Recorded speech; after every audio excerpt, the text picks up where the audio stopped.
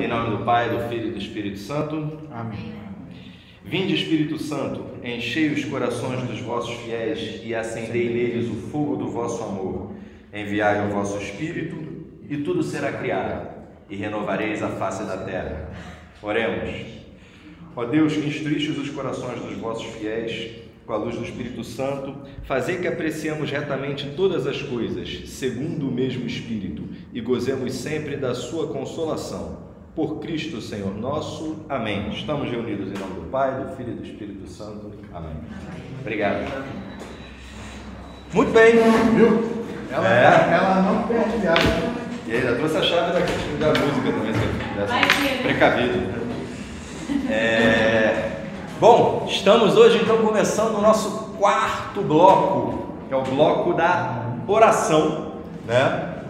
Então, eu já vou, sem delongas, né? Bom, eu vou ter que ter delongas, né? Eu sempre faço alguma coisa antes de começar, né? Mas lembra a última aula da semana passada, que foi a última aula dos mandamentos, e que eu falei daquela questão que o mandamento é o mínimo, né? O mandamento, cumprir os mandamentos é o básico da vida de fé, né? E nós somos chamados a algo maior. Eu dei o exemplo ali do jovem rico, né? Que já seguiu os mandamentos, e Cristo fala: bom, agora para seres perfeitos, para que sejas perfeitos, pega seus bens, vende, doa aos pobres, vem e me segue. Então eu lembrei que seguir a lei é o mínimo para não estarmos em pecado, para estarmos já no castelo, mas somos chamados a uma vocação de amor, né? A ponto de São Paulo nos dizer nas suas cartas: já não sois escravos sob a lei, né? Porque se temos como foco o amor está acima da lei, né? Tanto que Cristo resume os 10 mandamentos, ele vai resumir a lei em 2 mandamentos de amor. Amarás o Senhor teu Deus acima de todas as coisas, de todo o teu coração, e amarás o teu próximo como a ti mesmo. Isso está acima da lei. Se eu amo a Deus acima de todas as coisas, eu cumpro os 3 primeiros mandamentos. O primeiro mandamento é amar a Deus sobre todas as coisas. Se eu amo a Deus acima de todas as coisas, eu não tomo seu nome em vão. Se eu amo a Deus sobre todas as coisas, eu guardo os dias de preceito para dar culto a Ele. Assim como se eu amo o próximo como a mim mesmo, eu vou cumprir os outros 7 mandamentos. Eu vou honrar as autoridades, né? Pai e mãe. Eu não vou matar nem ferir o meu próximo. Não vou mentir para ele. Não vou roubá-lo. Não vou pecar contra a castidade, contra o meu próximo. Por fim, se eu cumpro a lei, se eu amo, eu cumpro a lei. Então somos chamados a amar. E por que eu estou falando disso se o nosso bloco agora é oração, né? Tem uma música, dessas músicas católicas, do Bruno Camorati. Não sei se vocês conhecem o Bruno Camorati, ele cantava lá na São Francisco de Paula. Aí tem uma música que ele canta: para amar é preciso conhecer. Não sei se é algum trecho da escritura, né? Mas fala: para amar é preciso conhecer. E é verdade, né? A gente não ama ou pouco ama aquilo que a gente não conhece, né? Como posso amar aquilo que eu não conheço? Então vamos supor que eu nunca comi comida japonesa na minha vida, né? Ô, Renato, você gosta de comida japonesa? Não sei, eu nunca comi. Como é que eu vou dizer se eu gosto de algo que eu não conheço? E talvez alguns de vocês, acho que aconteceu comigo, a primeira vez que eu comi comida japonesa eu achei aquilo esquisitíssimo, né?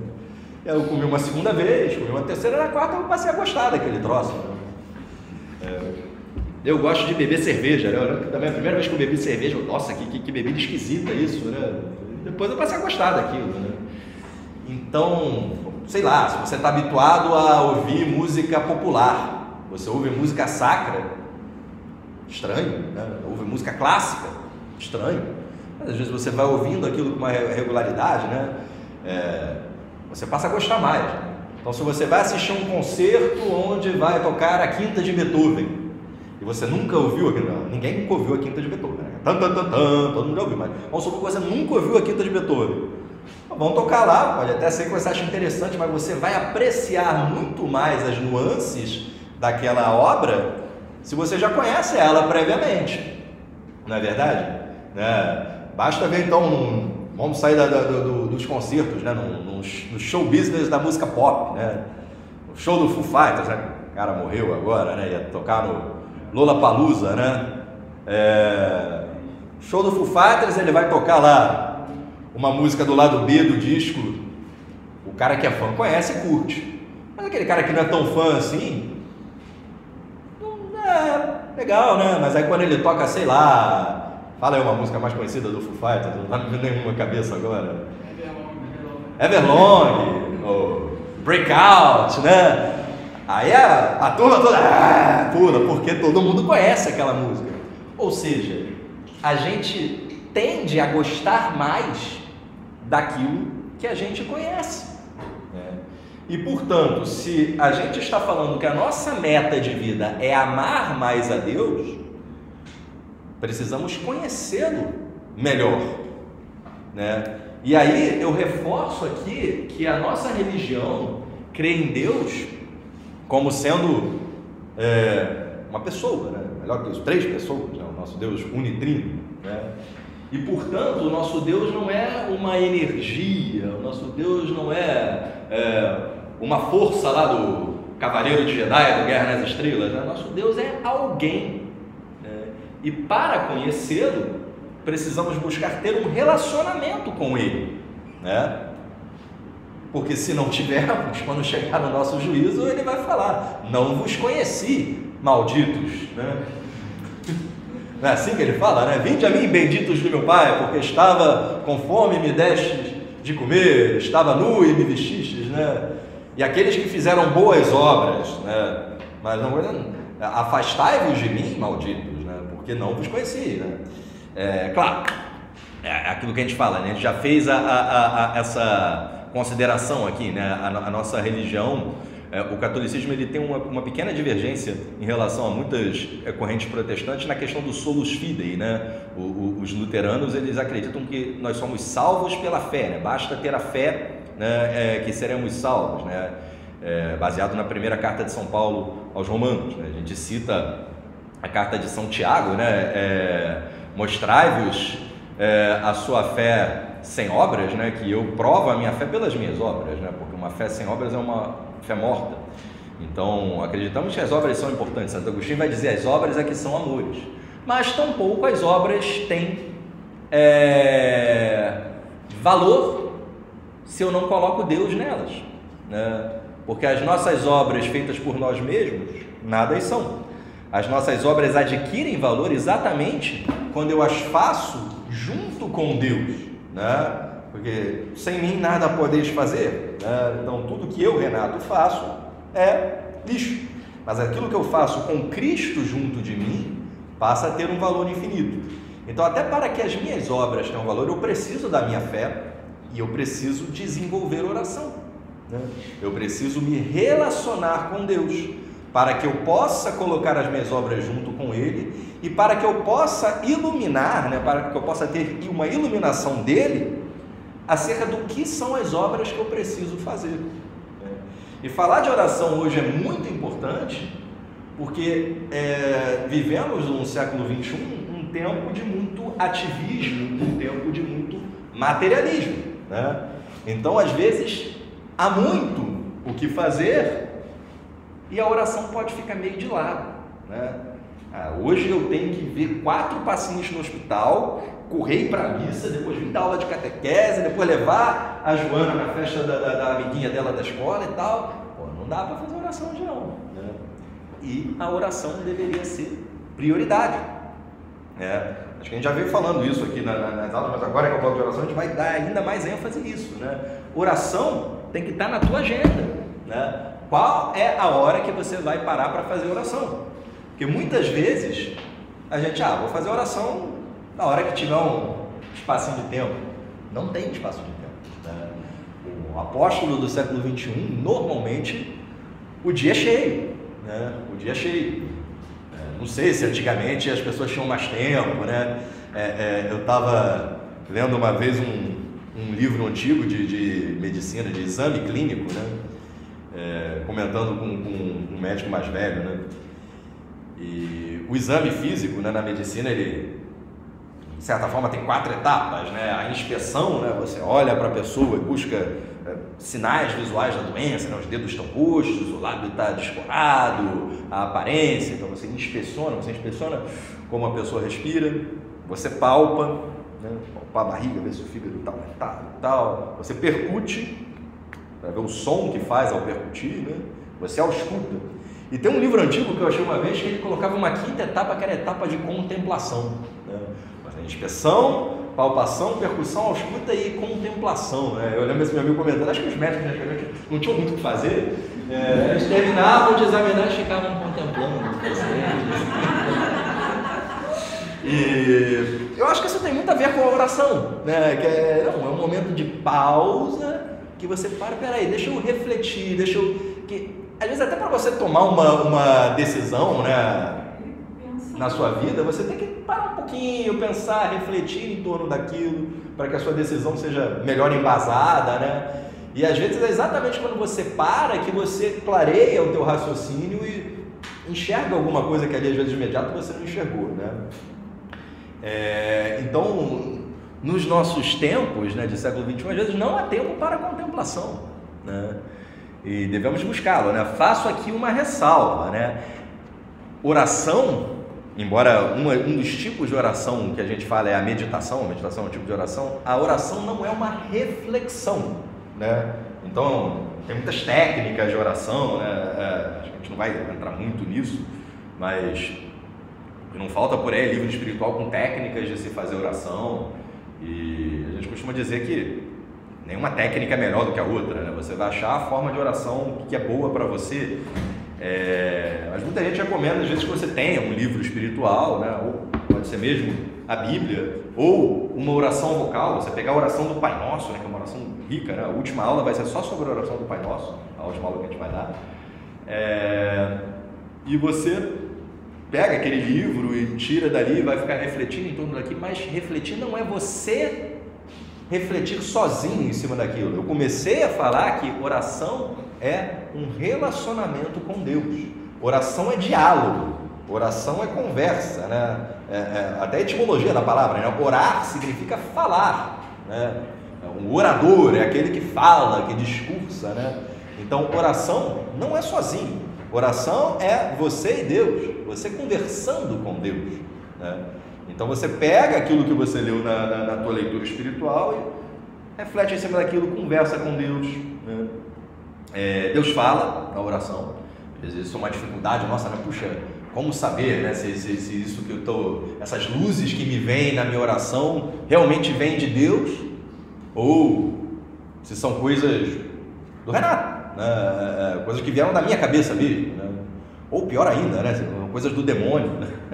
Eu cito aquela história dos pastorzinhos de Fátima, né? Já citei essa história aqui, né? Que os pastorzinhos de Fátima, no dia 13 de maio, viu uma aparição de Nossa Senhora na Cova da Iria, lá em Portugal, e eu acho que viram, foi a Lúcia e a Jacinta que viram, né? O Francisco só ouvia, mas não via. E aí ela apareceu 6 meses, né? Sempre no dia 13, aí teve um mês que atrasou, não por culpa de Nossa Senhora, mas por culpa das circunstâncias, porque as crianças foram sequestradas, né? Quem não leu ainda os acontecimentos, era tanto o furor que se teve que os ateus sequestraram as crianças, porque sabiam que no dia 13 elas encontravam com Nossa Senhora de Fátima para não gerar nenhuma... Vale a pena ler essa história quem ainda não leu. E nessa primeira aparição, em 13 de maio de 1917, né, a Lúcia, que era mais velha, vira para os outros 2 mais novos, né, primos dela, a Jacinta e o Francisco eram irmãos, e os 2 eram primos da Lúcia, que era mais velha. Olha, Nossa Senhora, assim, é melhor a gente guardar isso aqui em segredo da gente, porque se a gente contar isso, ninguém vai acreditar na gente, vão ridicularizar e tal. Assim, what happens in, não tem what happens in Vegas stays in Vegas, what happens a Cova da Iria stays em Cova da Iria, né? Vamos ficar aqui entre nós, né? E é engraçado isso, né? Porque isso tem tudo a ver com o coração. Vou falar disso depois, espero que eu não me esqueça.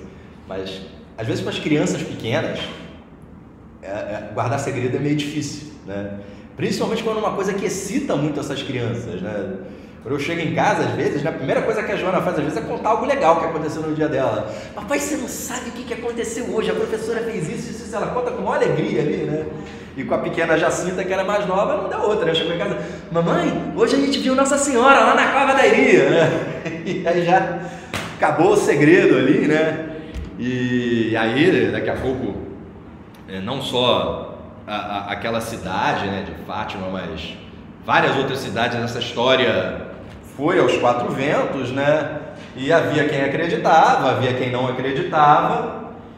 E aí chamaram lá um teólogo super entendido de aparições para conversar com as crianças e discernir se, olha, se realmente o que elas viram era Nossa Senhora de Fátima ou não, né? Se as crianças estavam inventando aquilo, né? Porque as crianças levaram super a sério, né? Então, elas rezavam o terço, né? Rezavam Pai Nosso, Ave Maria, Glória ao Céu. Pronto, vamos brincar, né? Mas só não, tem que rezar direito, mas o Pai Nosso inteiro, as Ave Marias e tal, né? As crianças começam a pegar a merenda lá que elas levavam para pastorear as ovelhas, no meio ali paravam para lanchar, né? E davam a merenda para os pobres, né? Comiam. Enfim, aí vai essa pessoa, esse teólogo, conversar com as crianças, né?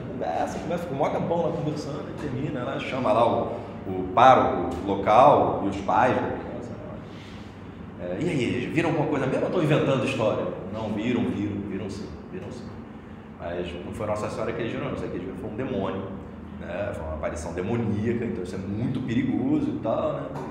E aí lá um parente, lá um tio lá da Jacinta, esse padre não entende de nada, né? Se fosse um demônio, ia falar para as crianças que tinha que fazer mais oração, que tinha que rezar o terço inteiro, tinha que fazer penitência, dar comida delas para os pobres, né? A gente lembra logo de Cristo, né? Por Beelzebul que ele expulsa demônios. Satanás não vai contra Satanás, né? Um reino dividido em si mesmo não vai subsistir, né? Então, eu comecei essa história de Fátima falando como saber se as luzes que vêm na minha oração são realmente luzes de Deus, né? Pelo seu progresso na vida interior. Se você está fazendo oração e você está ficando mais santo, você está crescendo em virtudes, você está vencendo as suas fraquezas, né? Você está sendo uma pessoa, você está tendo mais paz na sua vida, você está menos ansioso, né? Então, certamente que a sua oração está dando frutos, né? E essas luzes, esses propósitos que vêm, que você está cumprindo, está te trazendo esses frutos, eles vêm de Deus, né? O próprio Cristo nos ensina, né? Pelos frutos conhecereis as árvores, né? Mas talvez, se você está fazendo oração, né? Continua a mesma coisa, está indo para trás na vida espiritual, talvez não seja de Deus isso que está, esses propósitos que estão vindo na sua cabeça, né? Então, essa é uma forma de se examinar, para saber, a oração deve nos fazer ir para frente, e normalmente isso acontece, né? Quem reza se salva, diz Santa Teresa. Quem não reza, este não precisa de diabo que o tente. E São José Maria Escrivá vai colocar no seu livro O Caminho, né? Santo sem oração? Estranha a santidade. Não existe um santo que não faz oração. A oração é prioridade. Mesmo quando há muito o que fazer, né? Como era o caso de Santa Marta, né? Jesus, manda minha irmã levantar a bunda aí, me ajudar aqui na cozinha, aqui, pô, um monte de coisa para fazer, tem que arrumar casa, servir comida aqui, todo mundo ir lá no poço, pegar água, pô, deserto, né, aqui, né, Terra Santa e tal, lá pegar água para essa turma toda, e ela fica aí, pô, farnada, encostada aí, Marta, menos, Marta. Olha, ela escolheu a melhor parte e isso não vai ser tirado dela, não. De tudo aquilo que temos para fazer, nada é mais importante do que ficar ouvindo o mestre, do que ficar fazendo oração. Esse é o motivo, né, de que alguns, né, são chamados a uma vida de oração, né? A gente já falou aqui na Catequese Adulta sobre a vocação dos religiosos, né, que são pessoas que são chamadas a de certa forma, sair do mundo para viver uma vida de oração mais íntima, né? Uma vida mais dedicada à oração e menos ativa, né? Se chamava isso do ócio contemplativo, né? É claro que em muitas comunidades de monges, né, em muitos mosteiros, até para a subsistência, para a pessoa viver, não se consegue ficar sem fazer nada, só rezando. Muitos produzem vinho, cerveja, trabalhos manuais, tecidos, né? E tantas coisas que muitas ordens religiosas fizeram ao longo da história da igreja, né? Mas o principal da vida do religioso é ficar dedicado à oração, né? E ninguém vai dizer que essas pessoas são os inúteis. É claro que não. A oração é muito importante, né? O Cristo ratifica isso nessa passagem, né, de Marta e Maria, né? Embora as duas sejam santas, né? A gente festeja Santa Marta também, porque Santa Marta não seja santa. Existem as duas vocações, né, na igreja, né? A vocação das pessoas de vida ativa, que é a maioria de nós, né? E a vocação das pessoas de vida contemplativa, que é uma parcela muito pequena da igreja, mas que devemos ter muita admiração, né, por esses que se afastaram do mundo para viver mais dedicados à oração. Então, o catecismo, começo, eu vou ler a aula está enorme hoje. O Pedro até falou: Renato, se não der tempo de falar tudo, deixa a Paula que vem, não, porque ficou enorme. Mas então eu vou tentar ir pelo compêndio, mas esse comecinho está tão bonito pelo catecismo, né, que... Vamos lá, 2558. A oração cristã. Então ele começa fazendo um apanhado das 4 partes do catecismo, né, que a gente está na 4. Grande é o mistério da fé, né? A igreja professa no símbolo dos apóstolos. Então a gente começou, a primeira parte era o credo, o símbolo dos apóstolos, e o celebra na liturgia sacramental, segunda parte, para que a vida dos fiéis seja conforme a Cristo no Espírito Santo para a glória de Deus, terceira parte, que é o agir cristão, a lei. Este mistério exige, pois, que os fiéis nele creiam, celebrem-no e dele vivam numa relação viva e pessoal com Deus viva, que é a quarta parte. A oração é uma relação viva e pessoal com Deus vivo, é uma pessoa. Esta relação é a oração. Então ele definiu oração. Qual é a definição de oração que o catecismo dá? Uma relação viva e pessoal do fiel com Deus vivo e verdadeiro, né? E aí ele vai citar Santa Teresa do Menino Jesus, né? O que é oração? Quando pergunta para Santa Teresa, para mim a oração é um impulso do coração, um simples olhar lançado ao céu, um grito de reconhecimento e amor no meio da provação, no meio da alegria, né? Então mesmo essas orações jaculatórias, essas coisas rápidas, passageiras, elas são oração, né? Nosso Senhor Jesus Cristo, ele nos pede, né? Orai e vigiai sempre. Caramba, como é que isso é possível, né? Sempre. É possível que eu passe, que a minha vida seja uma vida de contínua oração?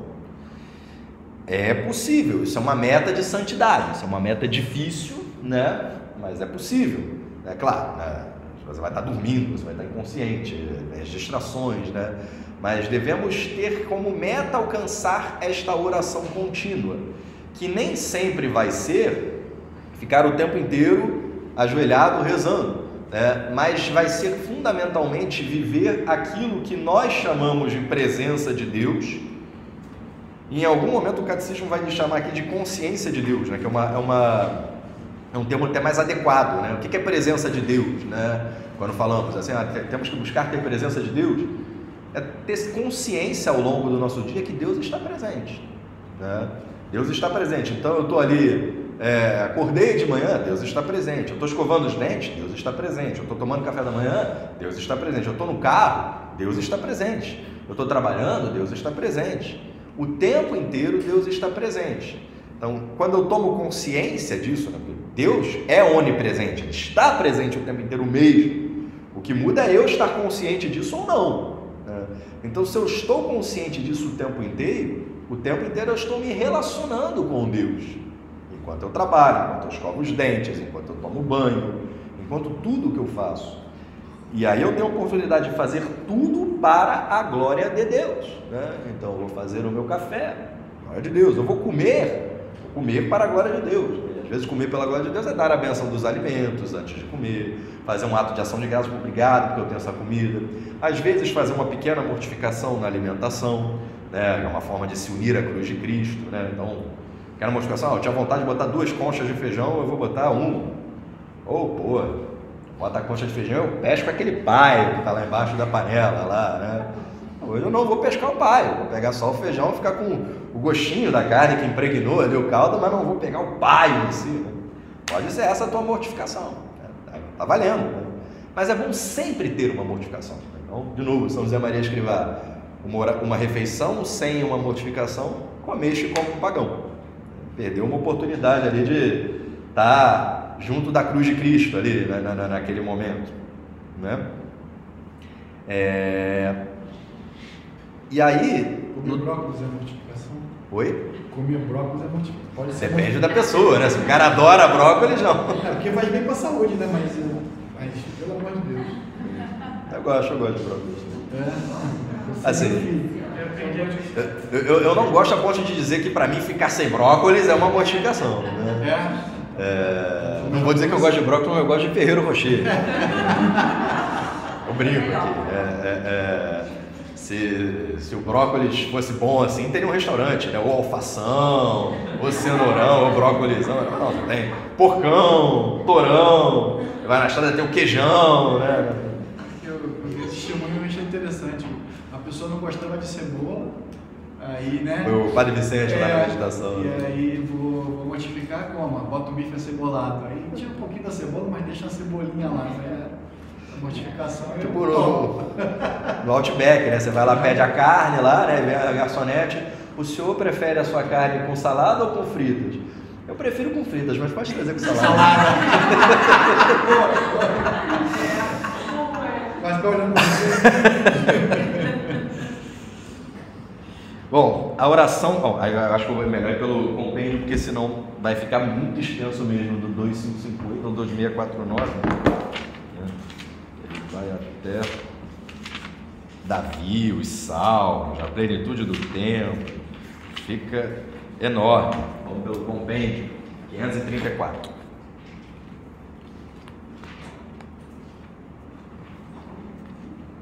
O que é a oração? A oração, nós já falamos, é a elevação da alma a Deus ou o pedido a Deus de bens conforme a sua vontade. Ela é sempre dom de Deus que vem ao encontro do homem. A oração cristã é relação pessoal e viva dos filhos de Deus com seu Pai infinitamente bom, com o seu Filho Jesus Cristo e com o Espírito Santo que habita no coração deles, né? Então é uma relação pessoal, uma relação com 3 pessoas, né? Então é bom que de quando em quando a gente cultive uma oração mais individualizada com cada uma das 3 pessoas da Santíssima Trindade, né? Uma oração com Deus Pai, uma oração com Deus Filho, uma oração com o grande desconhecido, né? Como alguns chamam, o Espírito Santo, né? E elevação da alma a Deus, né? Então é isso, né? Como ter vida contínua de oração. Várias vezes ao longo do dia, elevar a alma a Deus, que pode ser num momento forte de oração. O que é um momento forte de oração? Aquela meia hora que você botou na sua agenda que você vai parar e vai fazer oração, né? A hora especificada que você colocou ali, né? Mas fora daquela hora, você vai em outros momentos do dia levar a sua alma a Deus, né? Então você está ali, sei lá, eu estou lá no meu consultório, eu gosto de botar um pequeno crucifixo, fica ali no cantinho da mesa, que daí entra um paciente, saiu lá a Maria, vai entrar o José. Antes do José entrar, eu beijo aquele crucifixo, Senhor, eu vou ver você no José que vai entrar agora para eu atender. Então, uma forma de eu tentar sobrenaturalizar aquilo e tentar ver Cristo no doente que me procura, né? Falou, né? Quem não falou isso, né? Cada vez que fizeste isso a um desses pequeninos, foi a mim que fizeste. Então tem para mim que Cristo se apresenta para o Renato nos doentes que o Renato encontra ao longo do seu dia, né? É Cristo que está sofrendo ali, precisando do meu carinho, do meu amparo. Isso é elevar a alma a Deus, né? Você vê Cristo nas pessoas, se você trabalha com serviço, né? As pessoas que usufruem do seu serviço, vê Cristo neles, né? Para quem é casado, Cristo está no cônjuge, né? Então, às vezes, se o seu cônjuge te enche o saco, veja Cristo nele ali. É a cruz, né? É a minha cruz. Ao mesmo tempo, se seu cônjuge te alegra, veja a cruz nele, né? Acho que eu não escandalizo ninguém falar que no casamento, de vez em quando, a gente enche o saco da pessoa que está com a gente, né? E faz parte, né?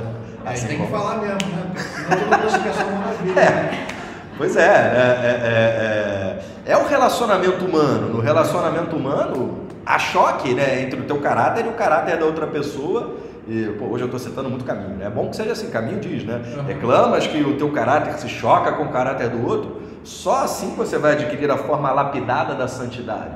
Só assim você vai perder as suas arestas, né? E você vai se acinzelando, né? Cinzelando no sentido do cinzel, né? Que o escultor vai tirando da pedra para dar aquela forma moldada de uma escultura, né?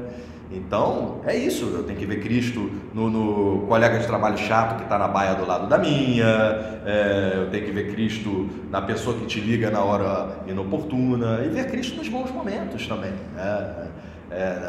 Na hora da alegria, na hora da comemoração, né? Na hora de estar com o amigo, né? Ver Cristo no amigo também, né? E isso é elevar a alma acima, né? E é interessante, porque Cristo, Deus, né, vou falar das 3 pessoas da Santíssima Trindade, o tempo inteiro estão disponíveis para nós, né? O tempo todo eles estão disponíveis. Então, a hora do meu dia que eu quiser elevar a minha alma para Deus, né, parem para pensar nisso. É possível o Renato elevar a alma dele para Deus? É possível. E por que é possível? Porque Deus permite, né? Porque aquilo, né? Lembra aquela parábola lá do Lázaro mendigo e do rico que se banqueteava, né? Pô, o rico está lá no inferno, lá queimando, e Lázaro está lá com Deus. O pai Abraão, manda Lázaro molhar os dedos na água para molhar aqui meus lábios, que eu estou com muita sede aqui nesse fogo desse inferno. Olha, não dá, tem uma distância intransponível entre nós, né? Então, como podemos elevar nossa alma a Deus, né? Se fomos expulsos do paraíso, Deus botou ali aqueles arcanjos, aqueles serafins, né? Não são arcanjos, na hierarquia angélica tem serafim, tem querubim, né? São 2 serafins, eu acho, né? Que estavam ali guardando nas portas do paraíso. Ele está distante, é intransponível, assim, mas ele desce até nós, né? Ele desceu dos céus, né? Se encarnou-nos pelo Espírito Santo, no seio da Virgem Maria, se fez homem. Então, Deus se aproxima de nós, Ele permite esse nosso encontro, né? Então, acho que o Pedro não colocou não nas passagens, mas eu vou citar aqui João 4, que é a passagem do Poço de Sicar. Lembram do Poço de Sicar? O Evangelho de São João é espetacular, né? Acho que todos os capítulos são... Você lê e lê de novo e lê de novo e não para de se maravilhar com aquilo. O Senhor soube que os fariseus tinham ouvido dizer que ele refutava e batizava mais discípulos que João. Deixou a Judéia e voltou para a Galiléia. Ora, deveria passar por Samaria. Para ir da Judéia para a Galiléia, o caminho passava pela Samaria, né? A gente vai lembrar, né, que os samaritanos e os judeus não tinham uma relação muito amistosa entre eles, né? Num outro trecho do Evangelho, onde eles fazem essa passagem pela Samaria para ir para a Judéia, eles não são bem recebidos, né? E aí, São João, né, João Evangelista, que no fim da sua vida, quando escreveu o seu Evangelho, escreveu suas cartas, é todo paz e amor, né? Filhinhos, Deus é amor, né?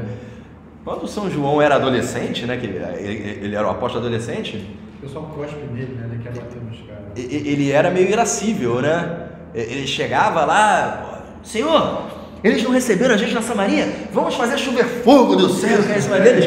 E Jesus Cristo, João, você não aprendeu nada. Ele, pô, você e teu irmão, vocês são filhos do trovão, hein? Eu chamava eles de Boanerges, né? Os filhos do trovão, porque eles eram irascíveis ali, né? Então, na Samaria era uma relação ali meio esquisita, né, dos judeus com os samaritanos.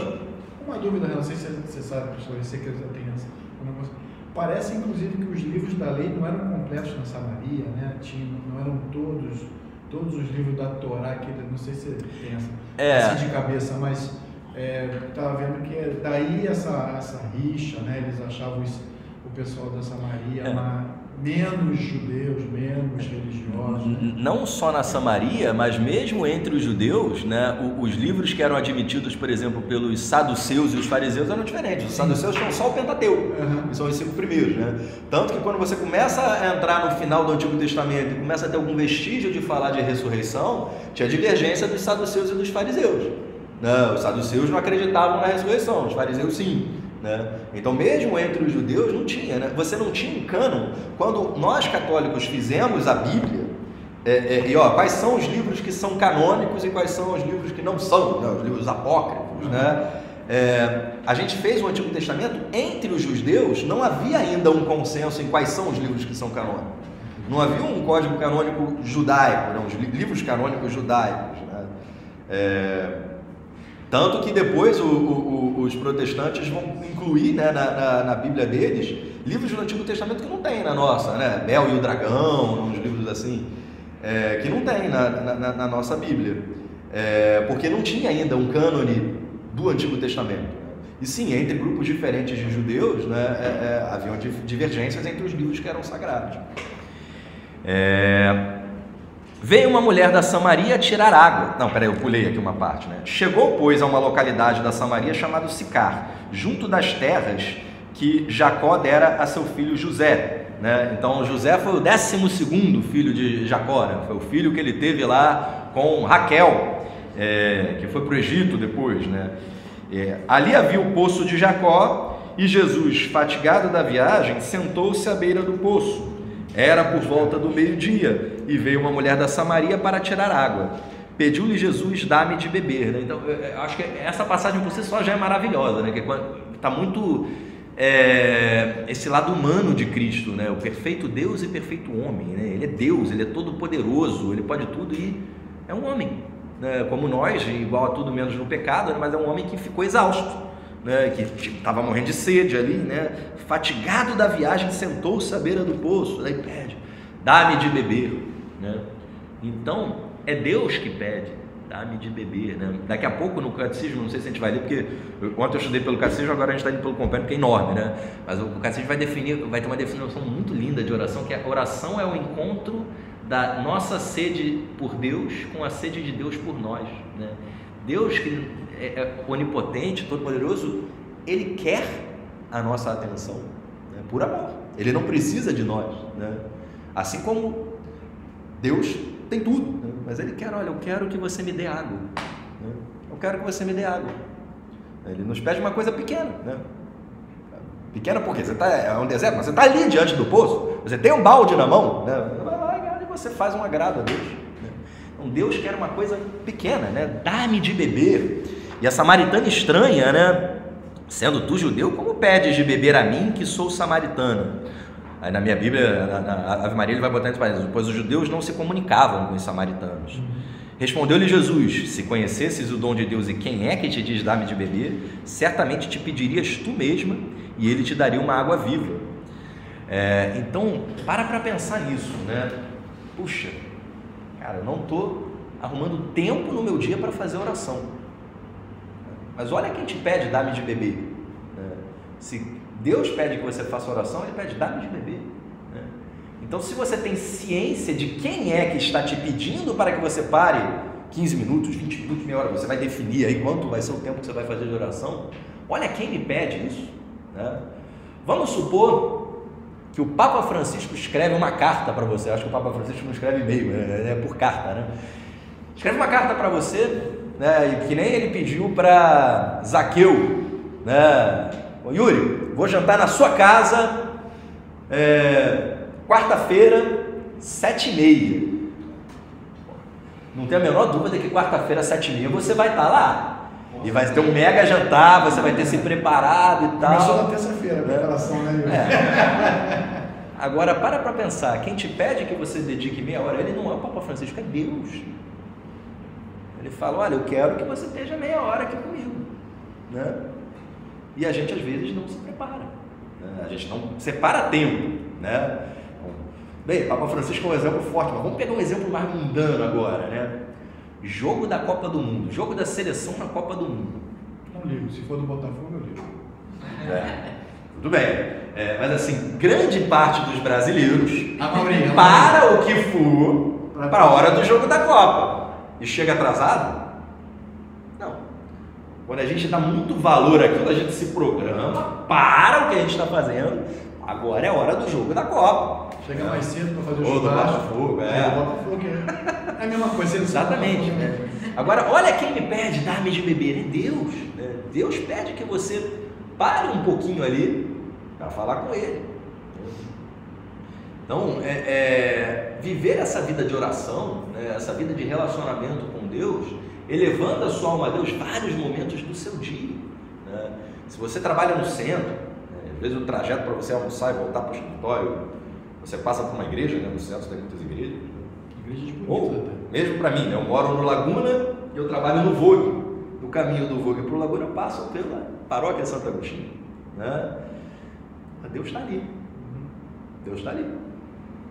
Eu posso entrar. Senhor, está aqui Renato, o médico. Já falei, né, do João o Leiteiro, né? Ele passava ali naquela igreja, com aquelas latas, né? Oi, Jesus, aqui está João o Leiteiro, né? Você parar para fazer um carinho, né? Se você soubesse quem te pede, dá-me de beber, né? Deus quer que você pare ali para fazer um cafuné mesmo. Você para ali para ter um momento com Ele, né? E Ele está disponível o tempo todo. O tempo todo, né? Hoje lá em casa a gente reza o terço em família, né? Porque mesmo o Francisco, que ainda não entende nada, ele está junto ali, está rezando também. Na Catarina ainda não, 10 meses, né? Vai lá a gente bota ela para dormir, reza o terço, eu, Laila e os 3 mais velhos. Mas eu lembro quando era só a Joana, ou era o Thiago já tinha nascido, era bebezinho, não lembro. Eu botava a Joana na cama e ia rezar o terço.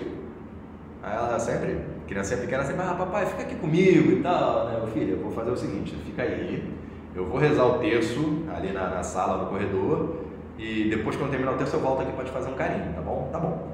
E, não sei, eu tenho um hábito que muitas vezes eu rezo o terço andando, né? Eu rezo o terço no fim do dia, às vezes está com sono e tal, eu já dormi, né? Não, para não dormir, eu pego o terço e digo, Maria, cheia de graça, eu fico andando pelo corredor da casa.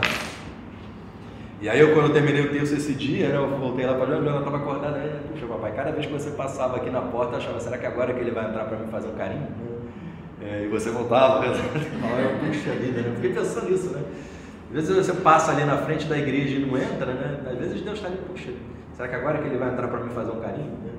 E às vezes a gente não vem. E ele está ali disponível o tempo inteiro para a gente. Se soubesses quem te pede, dá-me de beber. Né? E muitas vezes a gente não dá. Então, valorizar isso, né? Deus se mostra disponível, né, a hora que for para que eu pare e faça oração, né? Então, colocar isso como uma prioridade do dia, né? Botar ali, né, oração da manhã ou oração da tarde, ou as duas, botar uma oração da manhã, uma oração da tarde, 15 minutos, 20 minutos, você vai ver quanto é apropriado para você, né? Se for o caso, decide isso com o teu diretor espiritual. Mas de uma forma geral, né, não muda aquele tempo de uma forma geral, porque às vezes as circunstâncias realmente aparecem, algo que é urgente, né? Embora até aquela história do Papa João Paulo II, né, um acontecimento super grave que aconteceu lá, foram chamar, ele estava na oração, né? Há um momento, a santidade é muito importante, por isso mesmo eu te peço, só um momento. Isso é muito importante. Agora sim que eu tenho que me dedicar mais àquela minha oração antes de eu resolver esse problema que é muito importante, né? Mas, é claro, né? Eu estou lá no meu quarto fazendo oração, a Joaninha está se pendurando na janela, né? Vai lá para pegar a Joaninha que está se pendurando na janela. Tá? Enfim, mas de uma forma geral, programe-se para fazer oração e respeite o tempo de oração que você se programou, né? Porque a tentação do demônio não te deixar fazer oração, né? Para quem leu C.S. Lewis, né, aquela diálogos do demônio com seu sobrinho, vai falar, né, o cara está se programando para fazer oração ali no final do expediente dele da manhã, não deixa ele fazer oração, então, o demônio não tem acesso aos nossos pensamentos, né, porque às vezes sabe aquilo que a gente manifesta e as nossas sensações, ele pode ter acesso. Essa hora, 11h30, ele almoça meio-dia, né? Ele deve estar com fome já. Então está no ouvido dele.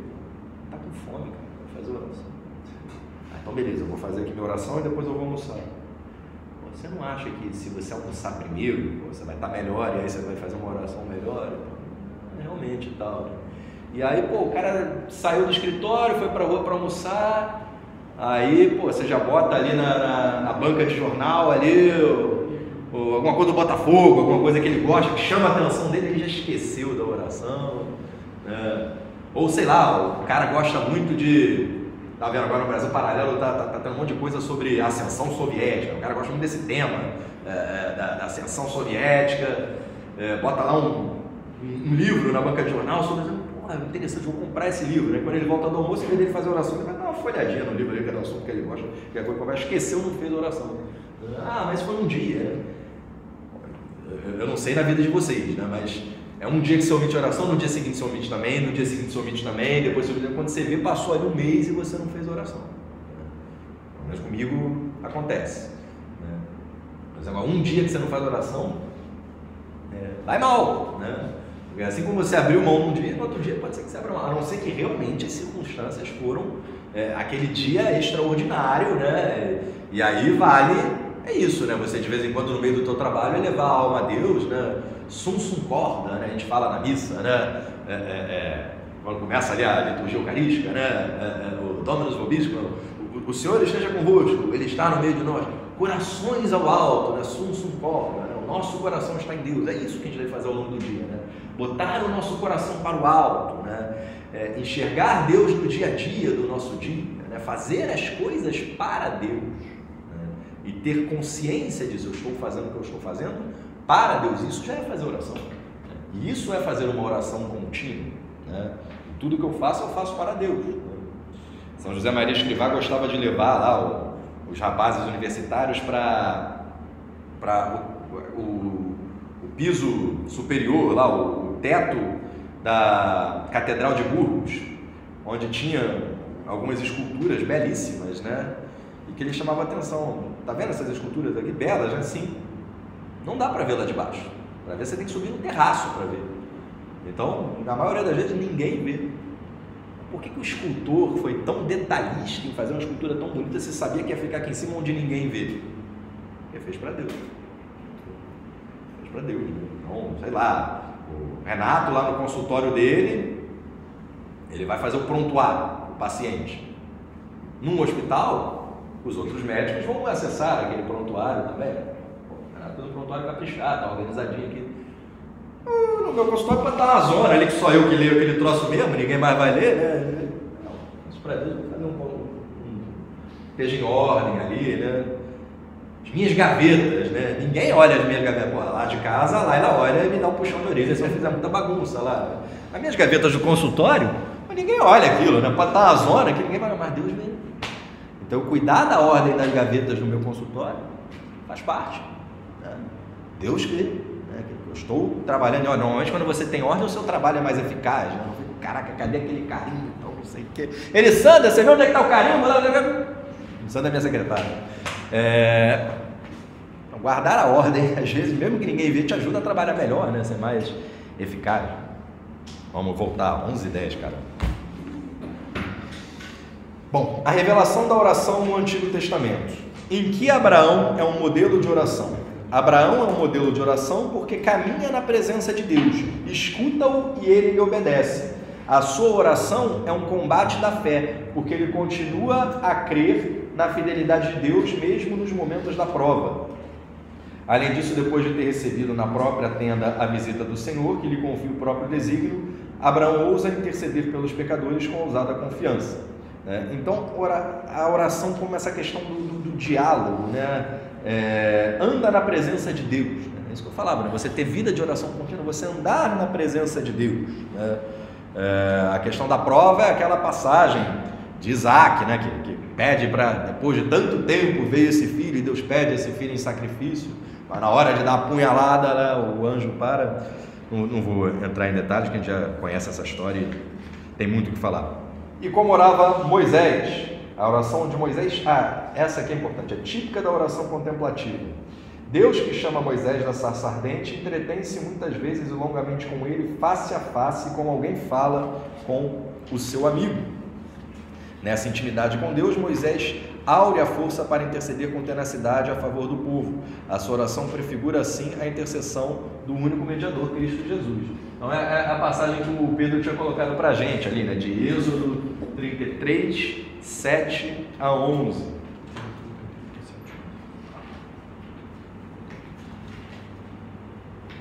Moisés foi levantar a tenda a alguma distância fora do acampamento, né? Então, aí está o primeiro ponto. É conveniente, às vezes, na oração, que você procure um certo recolhimento. Então, às vezes, ali você está ali no meio da confusão do dia, pode ser mais difícil você esquecer um pouco as coisas e focar em Deus. Então, ele se afastava um pouco para fora do acampamento. Assim como Jesus, ele ia lá para o Monte das Oliveiras. Ele falava, quando você for rezar, entra no teu quarto, fecha a porta, né?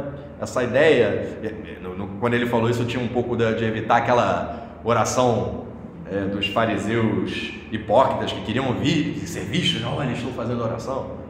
Mas tem esse lado também de buscar um recolhimento, né? Um ambiente que seja adequado à oração, né? Qualquer lugar você pode fazer oração, né? No meio do BRPX você pode estar fazendo oração.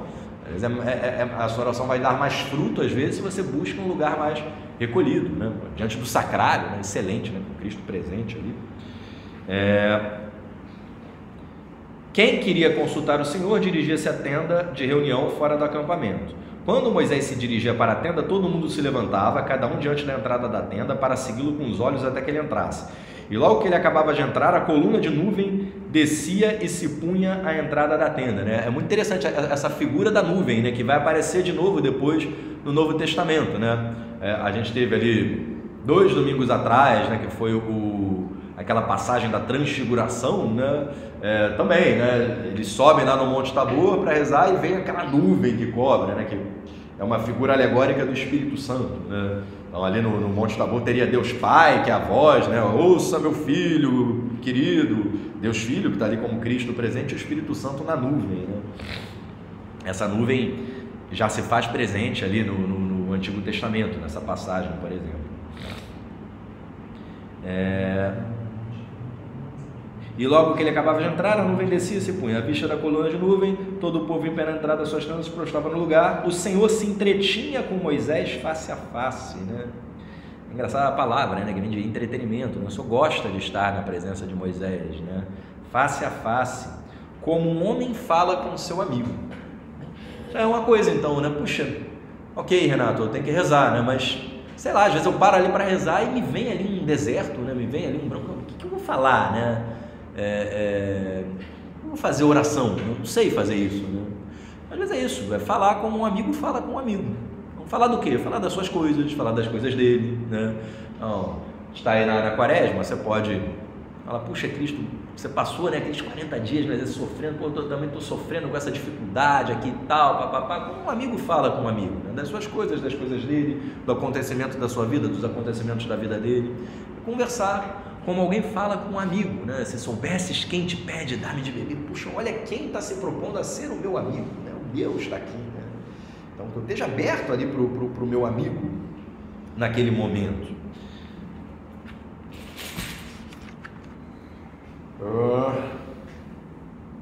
Que relações tem no Antigo Testamento o templo e o rei com a oração?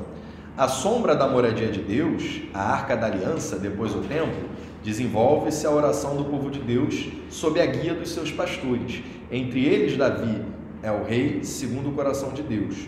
O pastor que ora pelo seu povo, a sua oração é um modelo para a oração do povo, pois é a adesão da promessa divina e confiança cheia de amor naquele que é o único rei e Senhor, né? Então, no Antigo Testamento, havia essa questão das tábuas, da Arca da Aliança, né? Onde para o judeu ali havia um contato meio que físico, né, com a divindade, e que quando veio Salomão com o templo, né, isso ficava ali no Santo dos Santos, aquela área do templo. Você vê que nessa passagem que a gente leu, é só Moisés que entra dentro da tenda onde está a Arca da Aliança, né? Às vezes você lê o Antigo Testamento, tem umas coisas assim meio bizarras, né? Se o cara pegasse na Arca da Aliança, ele morria ali, né? Caía a mão dele, não podia tocar na Arca da Aliança. Só Moisés podia entrar ali, né? Algo que é sagrado ali, né? Ali onde ele tinha contato com Deus, né? Monte Horebe. Olha, tira as suas sandálias, que esse lugar que você está é terra santa, né?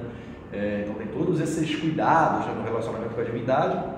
Então, só Moisés entra na tenda, né? Aquela cortina de fumaça ali, né? Que Para quem assistiu lá, quem tem filho pequeno, talvez assista o Frozen 2, né? Quem entra na Floresta Encantada vê aquela cortina de fumaça, também não pode entrar mais ninguém ali. Então, só Moisés entrava ali na tenda. E depois, com o tempo, só aqueles que eram da tribo de Levi, os levitas, né? Que eram os sacerdotes, era quem entrava no Santo dos Santos para poder levar a oferenda ao Senhor, né? Por isso que a gente diz que Cristo é sacerdote segundo a ordem de Melquisedeque. Melquisedeque era aquele rei sacerdote. Cristo não era da tribo de Levi, Cristo era da tribo de Judá, né? Era descendente do rei Davi, de Judá. Nem era descendente de José do Egito, né? Como os samaritanos, né? Nessa outra passagem que a gente falou, ele veio da descendência de Judá, judeus. Então, o levita entrava no Santo dos Santos, onde ali estava a divindade, né? Para nós cristãos, né, uma vez que o véu do templo se rasga, né, daqui a 2 semanas, cara, está acabando a parede. Daqui a 2 semanas é o domingo de Ramos. E o domingo de Ramos é um domingo especial na liturgia que a gente lê 2 passagens do Evangelho. Domingo de Ramos é uma missa enorme. Então, se você vai passar visita no hospital, não vou na missa ali rapidinho, depois eu vou, vai chegar tarde depois, porque a missa é maior no domingo de Ramos. Deve ir aqui para aulas catequésicas que às vezes atrasa para quem vai na missa de 8h30 para estar na catequese às 10. Por quê? Você tem aquele momento da entrada lá com os ramos, né? A gente fica, Hosana, Hosana. A gente vai ler a entrada triunfal de Cristo em Jerusalém e depois a gente lê a paixão, né? Então, na Semana Santa, a paixão é sempre lida o Evangelho de São João, né? Que tem uma paixão mais longa, e se eu não me engano é lida na Sexta-feira Santa, e a paixão pelo evangelista daquele ano, né? A gente tem ano A, ano B, ano C, né? Tem um ano que a gente lê Mateus, um ano que a gente lê Marcos, um ano que a gente lê Lucas, vai ser o evangelista do ano no domingo de Ramos. A paixão pelo evangelista do ano e a paixão por São João na Sexta-feira Santa, né? Então a gente vai ler, né, que quando Cristo morre, o véu do templo se rasga, né? O que era o véu do templo? Era exatamente o que separava, né? Olha, só pode adentrar ali o véu do templo o sacerdote. A partir da paixão, o véu do templo se rasgou e o próprio templo vira depois a ser destruído, né? E São Paulo vai nos exortar, né? Não sabeis que sois templos do Espírito Santo, né? Então, para nós católicos, né, o acesso à divindade está mais difundido, né? Não é ali. Embora Cristo esteja realmente presente na Eucaristia, né, nós temos a Trindade dentro do nosso coração. Então podemos acessá-lo e fazer a oração onde quer que nós estejamos, né? E para o judeu, o templo foi destruído, sobrou aquela muralha, né? Quando você visita Jerusalém, você tem lá o Muro das Lamentações, né? Era o que sobrou do templo, né? Que para o judeu é o que sobrou dele de acesso físico à divindade, né? Ao Santo dos Santos, ali naquele Muro das Lamentações, né? É muito bonito visitar lá, né? Para quem for à Terra Santa, né? Claro que isso está muito mais ligado à espiritualidade judaica do que a nossa, né? Mas não deixa de visitar ali também, porque você sente que tem algo ali, né? Além daquelas coisas, além da parte turística da coisa também, né? Que também vai visitar ali como é que chama? Aquela sinagoga que construíram ali, que é muito bonita, né? Naquela proximidade ali do Muro das Lamentações, mas tem essa questão, que sobrou ali para o judeu de contato com a divindade dele. Qual é o papel da oração na missão dos profetas? Os profetas aurem da oração luz e força para exortar o povo à fé e à conversão do coração. Aqui até o 56. Exortar o povo à fé e à conversão do coração. Entram num grande intimidade com Deus e intercedem pelos irmãos, aos quais anunciam o que viram e ouviram do Senhor. Elias é o pai dos profetas, ou seja, daqueles que procuram a face de Deus. No Monte Carmelo ele obtém a volta do povo à fé graças à intervenção de Deus a quem se suplicava: ouvi-me, Senhor, ouve-me, né? Então os profetas tinham esse relacionamento com Deus, né? E chamavam, né, o povo, né, para tal. A gente falou de Moisés como o representante dos patriarcas, né? Ele fala aqui de Elias como representante dos profetas, mas não sei, na minha oração pessoal eu quero citar Jonas aqui, né, para vocês. Né? Conhece a história do profeta Jonas? Teve algum dia aí da semana retrasada que a gente leu, né? Então Jonas é aquele que foi chamado a pregar, né, a fazer exatamente isso, né? Como é que foi que ele falou aqui? Os profetas aurem oração, luz e força para exaltar o povo à fé e à conversão. Então Jonas é chamado a converter os ninivitas. Nínive era a capital da Assíria, que era ali o povo que dominava ali aquela época, né? Vale a pena ler o livro do profeta Jonas, você lê numa tarde, né? Ele é pequenininho, né? Eu lembro que tantas vezes eu lia aquilo, achava aquilo muito doido, aquele negócio. Pô, será que eu tenho que acreditar nisso? Ipsiliteri, né? Que ele foi pregar, aí foi jogado no mar, foi engolido por uma baleia que cuspiu ele. Muito doido isso daqui, não. Pega o sentido alegórico da coisa, né? Leiam com o seu sentido alegórico, de uma alegoria. Então Jonas, ele foi chamado, você, Jonas, vai ter que ir lá em Nínive e converter aquele povo ou eu vou destruir aquela cidade. Deus falou para ele na sua oração.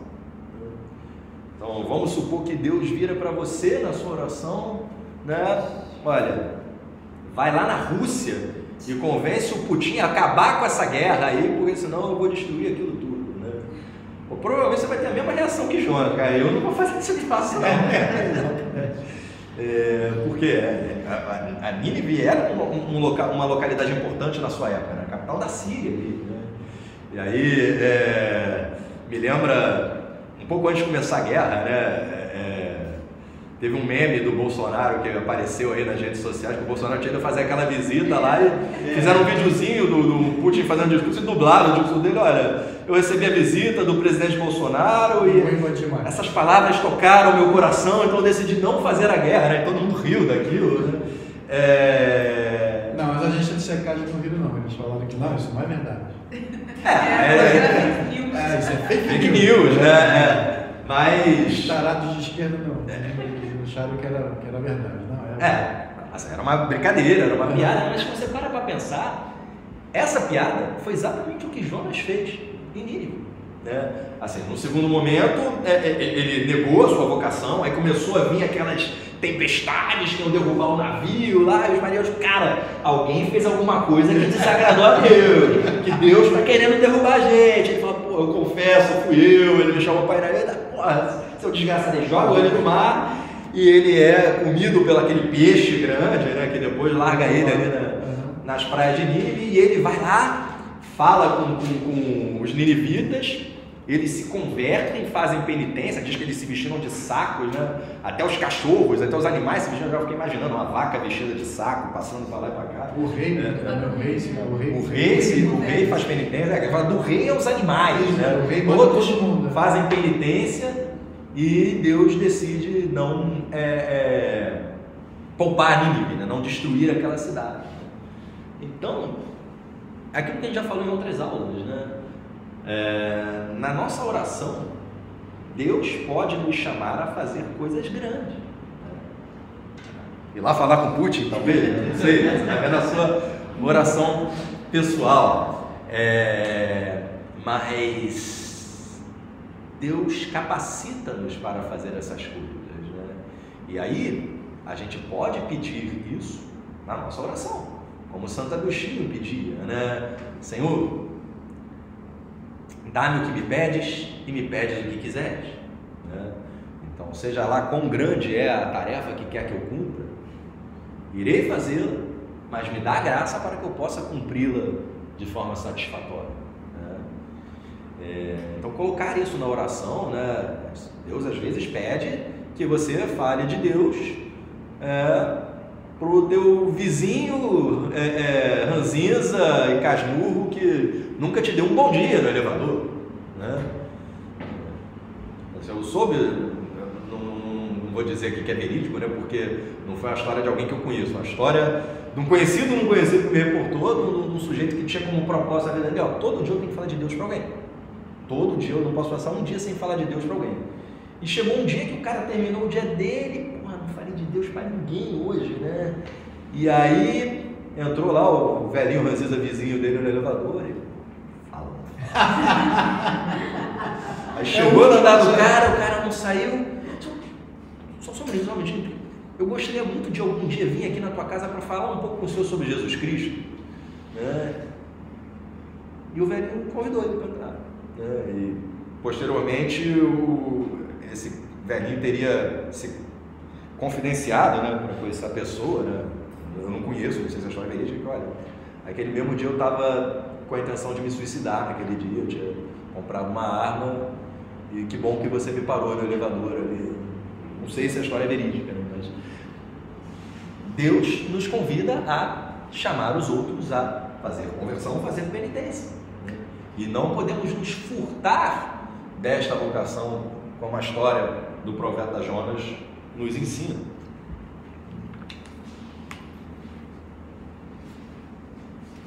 Qual é a importância dos salmos na oração? Os salmos são o ápice da oração do Antigo Testamento. A palavra de Deus torna-se oração no homem. Inseparavelmente pessoal e comunitária, essa oração é inspirada pelo Espírito Santo, canta as maravilhas de Deus na criação e na história da salvação. Cristo rezou os salmos e lhe deu cumprimento. Por isso eles permanecem um elemento essencial e permanente na oração da igreja, adaptados aos homens de todas as condições e de todos os tempos, né? Então, essa é uma oração muito litúrgica de se fazer, né? Os sacerdotes e as pessoas de vida religiosa têm a obrigação de rezar todos os dias a liturgia das horas, né? Que usa muito os salmos, né? E os salmos são essa conversa do homem com Deus, né? Enquanto muitos livros do Antigo Testamento são livros históricos, livros proféticos, os salmos são livros exatamente de diálogo com Deus, né? Tem os salmos penitenciários, né? Que muitos são atribuídos ao rei Davi, teve adultério lá com aquela que foi a esposa de Urias, e que ele faz um salmo em penitência, né? E vai lá o profeta Natã falar lá com o rei Davi, né? E conta do homem que cometeu adultério e que também cometeu assassinato, matou o que era o marido daquela mulher que ele tinha se apaixonado. O que faria com esse homem? Eu certamente mataria esse. Pois esse homem é você, rei Davi. O profeta Natã fala para ele, né? E ele cai em arrependimento e faz o Salmo 51, né? Que é um salmo muito penitencial, né? É um diálogo de um homem para com Deus, né? E você poderia colocar o rei Davi como falando, muitos salmos você poderia colocar o próprio Cristo falando, né? Deixa eu pegar aqui o salmo, já que eu citei o 51.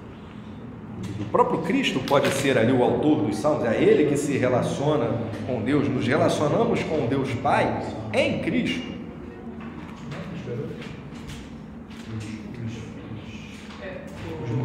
Renato, não só você poderia imaginar, mas tem alguns que sabem que foi Davi que escreveu, não tem?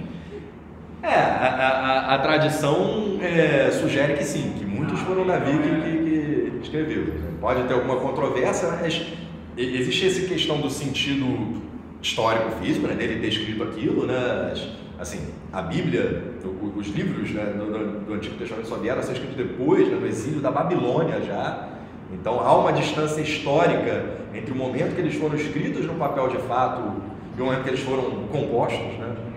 Então os judeus memorizavam, né, ou escreviam os salmos naqueles filadérios, aquelas fitinhas que eles colocavam ali na roupa deles, às vezes os salmos ali.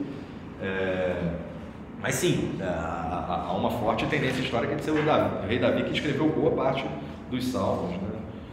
Não sei se todos, mas existe esse sentido espiritual mesmo, né? No sentido de inspiração, né? Como todo livro da Sagrada Escritura tem uma inspiração divina, né? Terem sido inspirados pelo próprio Cristo, né? Mas Cristo só veio no Novo Testamento? Sim, mas Cristo não tem o tempo, não tem o Cronos, né? Já tem a segunda pessoa da Santíssima Trindade e já estava inspirando ali antes. Deixa eu ver aqui. Ele em algumas Bíblias vai ter de 50/51. Oi? Abaixar o ar? Posso? Tá. As meninas, né? Você sabe que as meninas têm um grau de tolerância à temperatura bem menor. Não, eu entendo. Lembra sempre de um professor. As meninas são assim. Eu respeito, ainda bem que são diferentes. Se fossem iguais, ia ser uma droga. Mas é um professor que eu tive. Quem trabalha com informática sabe disso. Você perdeu, as meninas entram tudo em casa. Mas é verdade, Não, tudo bem.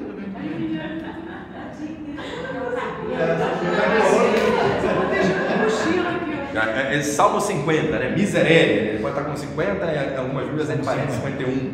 Miserere, que a gente fala na missa em latim, né? A gente fala Miserere nobis, né? Senhor, tenha piedade de nós. Miserere nobis. Então, Miserere é o título aqui na Ave Maria. E ele vai fazer essa introdução, né? O mestre de canto, Salmo de Davi, quando o profeta Natan foi encontrá-lo após o pecado com Betsabé, né? Betsabé era essa mulher então que era a esposa de Urias e que estava tomando banho ali nos campos ali do terreno real de Davi. Davi foi para os campos e viu aquela mulher tomando banho. Meu Deus, eu preciso me relacionar com essa mulher. Era Betsabé. Então essa historinha que o Natan joga na cara dele o pecado dele, né? Tende piedade de mim, Senhor, segundo a vossa bondade, conforme a imensidade da vossa misericórdia, apagai a minha iniquidade, lavai-me totalmente da minha falta e purificai-me do meu pecado. Você faz oração, né? Então, se você está seco para fazer oração, um outro caminho é fazer oração com salmos, né? Uma baita de uma oração penitencial, né? Lavai-me totalmente da minha falta e purificar-me do meu pecado. Aí eu podia falar, mas você falou que poderia ser Cristo também. Como é que Cristo vai falar purificar-me do meu pecado se Cristo não tinha pecados, né? Mas sim, poderia ser Cristo, porque a gente pode entender que o Cristo leva os nossos pecados, né? O Cristo é o representante dos homens e que Ele leva em si os nossos pecados para Deus, né? Então Ele carrega os nossos pecados pedindo o perdão de Deus por nós, né? Cristo é o bode expiatório, né? Por definição, Ele quem carrega os nossos pecados. Lavai-me totalmente da minha falta, purificai-me o meu pecado, eu reconheço a minha iniquidade, diante de mim está sempre o meu pecado, só contra vós pequei, o que é mal fiz diante de vós, vossa sentença assim se manifesta justa e reto o vosso julgamento. Eis que nasci na culpa, minha mãe concebeu-me no pecado, não obstante, há mais a sinceridade do coração. Infundi-me, pois, a sabedoria no mais íntimo de mim, aspergi-me com um ramo de isope e ficarei puro. Lavai-me e me tornarei mais branco do que a neve. Fazei-me ouvir uma palavra de gozo e de alegria, para que exultem os ossos que triturastes. Dos meus pecados desviai os olhos e minhas culpas todas apagai. Então, rezar com os salmos, né? Você está em dúvida de como fazer a oração, pode ser um caminho. Aí ele vai para o artigo 2, né, que a gente falou da oração no Antigo Testamento, agora no artigo 2 é na plenitude do tempo. Vamos lá. A oração é plenamente revelada e realizada em Jesus, né? Então a gente vai ter isso em Lucas 11. Em Lucas 11.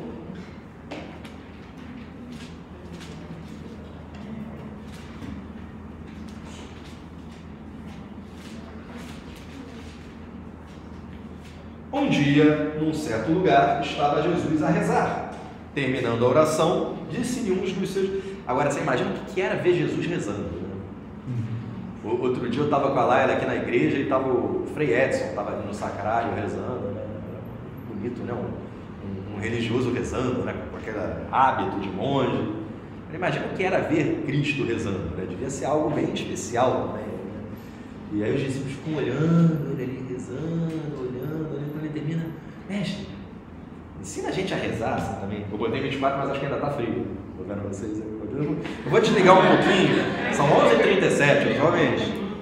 Economizar a luz da igreja.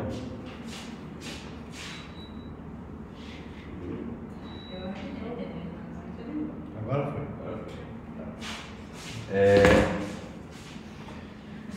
Senhor, ensinai-nos a rezar como também João ensinou aos seus discípulos. Está gravando? Disse-lhes ele então, quando orardes, dizei: Pai, santificado seja o vosso nome, venha o vosso reino. Dai-nos hoje o pão necessário ao nosso sustento, perdoai-nos os nossos pecados, pois também nos perdoamos aqueles que nos ofenderam, e não nos deixeis cair em tentação. Em seguida ele continuou: se alguém de vós tiver um amigo e for procurá-lo meia-noite e lhe disser: amigo, empresta-me 3 pães, pois o meu amigo acaba de chegar na minha casa de uma viagem, eu não tenho nada para lhe oferecer. E se ele responder lá de dentro: não me incomodes, a porta já está fechada, meus filhos e eu estamos deitados, não posso levantar-me para te dar os pães. Eu vos digo, no caso de não levantar para dar pães por ser seu amigo, certamente por causa da sua importunação, se levantará e lhe dará quantos pães necessitar, né? Depois ele vai falar uma coisa parecida depois numa outra passagem com aquela juíza injusta, né? Que vai lá, me dá a sentença aqui contra o meu adversário, vai lá, que saco esse cara, tá bom, meu filho, toma, né? Então, se o teu amigo não te dá pela amizade, é tanto você encher o saco dele, né? Meu filho, toma os pães que você quer, quer Coca-Cola também, só não me enche mais o saco, né? Vai lá, né? Então, se os nossos amigos nos atendem pela nossa importunação, quanto mais o nosso Pai que nos ama, né? Vai nos dar o Espírito Santo se nós pedirmos, né? E pedirmos com insistência, né? Muitas vezes Deus quer que nós perseveramos na nossa oração, né? Porque perseverar na oração é uma forma da gente provar o nosso amor também, né? A gente pedir e pedir e pedir e perseverar naquele pedido, né? Como aquela senhora cananeia, né, que pede, né, cura essa minha filha endemoniada, e Jesus não fala nada, Senhor, cura, e aí ele fala, tá bom minha filha, olha, mas não convém que a gente pegue os pães que são dos filhos e atire aos cachorrinhos, né? Senhor, mas também os cachorrinhos comem as migalhas que caem da mesa dos seus donos, né? Ela persiste na oração, né? Ela persiste na sua súplica, né? Jesus, nossa Senhora, grande é a sua fé, sua filha foi curada, né? Ou Bartimeu, o cego, que estava passando, Senhor Jesus, filho de Davi, tem de piedade de mim. E Jesus continua passando, né? E a multidão vai, cala a boca, cego, né? E ele persevera lá, Senhor Jesus, filho de Davi, tem de piedade de mim. Então, na oração, perseverança, né? E ele vai falar, pedi e vos será dado, buscai e achareis, batei e vos será aberta, pois todo aquele que pede recebe, aquele que procura acha, e ao que bater se lhe abrirá. Se um filho pedir um pão para um pai, entre vós, quem lhe dará uma pedra? Se ele pedir um peixe, quem lhe dará uma serpente? Se pedir um ovo, porventura dará um escorpião? Os escorpiões lá do deserto da Palestina, aquele escorpião amarelinho, que tinha uma bola branca, parece um ovo mesmo, né? Se vós, que sois maus, sabeis dar boas coisas aos vossos filhos, quanto mais vosso Pai Celestial dará o Espírito Santo aos que o pedirem, né? Então, perseverar na nossa oração. Com quem Jesus aprendeu a rezar? Jesus, segundo o seu coração de homem, aprendeu a rezar com sua mãe e com uma tradição hebraica, né? Eu acho muito interessante pensar nisso, né? Puxa, Jesus é Deus e homem. Sendo Deus e homem, ele já tem vida contemplativa o tempo todo. É Deus e homem junto ali, na mesma pessoa, né? Ainda assim, ele aprende a rezar, né? A gente canta, né, naquela música, né, que muitos aprenderam com a sua avó, né? Maria que fez o Cristo falar, Maria que fez Jesus caminhar. Não, Maria ensinava essas coisas, né, para Cristo. Ele aprendeu a rezar com sua mãe, com Maria, né? E ainda que possa parecer estranho, né? Puxa, mas Jesus aprendendo a rezar, né? Mais estranho ainda é você ler em São Lucas, né? Quando Jesus, aos 12 anos, e ele, como é que Lucas fala, né? Naquela passagem do templo, ele crescia em graça e sabedoria, como é que é? Vamos ver aqui, ó. Final ali do Jesus aos 12 anos, né? Versículo 52. E Jesus crescia em estatura, em sabedoria e em graça diante de Deus e dos homens, né? Crescer em estatura, beleza, né? Menino de 12 anos vai crescendo, até aí não tem nenhuma dificuldade, né? É claro que a gente pode pensar isso do ponto de vista sobrenatural, né? Em estatura como em virtude, então, podia, mas peraí, aí já começa a ficar meio confuso. Sabedoria, né? Ele não é Deus, né? Ele não é onisciente de tudo, né? Mas ele também crescia em sabedoria humana, em sabedoria prática, né? Então, possivelmente aprendia ali com São José a fazer carpintaria ali, né? Então, São José Maria Escrivá, ele se esforçava em tentar colocar São José nos mistérios do terço. Ele queria enxergar São José nos mistérios do terço, né? Quando você bota nos mistérios gozosos, é fácil, né? Porque São José está ali, né? Essa passagem, por exemplo, do menino Jesus no templo, São José está ali, né? Mas vai botar São José nos mistérios dolorosos, né? E aí ele pensava isso, né? Puxa, eu vou botar São José no mistério da coroa de espinhos. São José já tinha morrido ali naquela época, né? Como é que tá? Como é que eu vejo isso, né? É pensar, né, que Jesus crescia, né? E aprendia ali com São José o seu ofício de artesão. Então, talvez a primeira vez que Jesus pegou ali uma madeira ali para trabalhar, feriu o dedo numas farpas ali, né? Vem cá, meu filho, eu vou tirar as farpas aqui, eu vou cuidar aqui das suas feridas, né? Eu vou lá, vai para minha mãe. Não, tua mãe está ocupada aqui, às vezes eu furo meu dedo com farpa também, vamos cair um tiro, né? E talvez Jesus tenha pensado na coroa de espinhos, né? Pô, se eu estivesse aqui, meu pai estaria tirando esses espinhos, né, da minha cabeça, como ele tirava os espinhos da minha mão. Jesus tinha que aprender a trabalhar ali, né? Ele aprendia, crescia em sabedoria. Eu acho que o mais difícil é pensar como é que Jesus crescia em graça. Pô, ele é Deus, cara, ele tem toda a graça ali, né? Pode crescer em graça. A Bíblia diz, né? Jesus crescia em graça também, né? Crescia em graça que aprendia piedade com seus pais, né? Aprendia a rezar com Maria, né? Então talvez Jesus também possa ter tido, Jesus teve tentações, né? Nós temos tentações, e muitas vezes a nossa tentação é não rezar. Não sei se Jesus teve tentação de não rezar, pode ser que sim. Queria ficar brincando ali, né?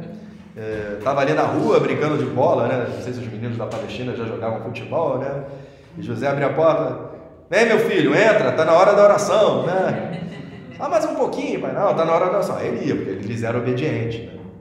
Pode ser que Jesus tinha tentações também, né? Jesus não pecou, Jesus era tentado.